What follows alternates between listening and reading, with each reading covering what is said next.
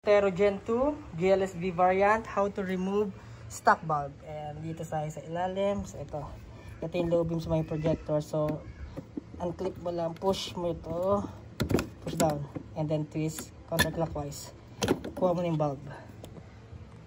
Sa second video, gawin natin yung pagkabit ng LED. So ito na yung 40,000 lumens na kakabit natin as requested ni sir. So literally plug and play lang siya, kita ba? Pasok mo lang sa butas. Yan, imamount ko na lang maayos pag nabitawan ko ng cellphone. Ang hirap na isang kamay. Yan. So plug mo na lang to sa connector and that's it.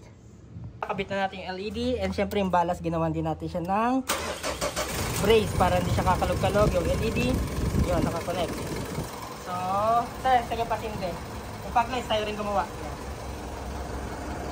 Hindi na makita. Yan. Lobby mo sir, yun.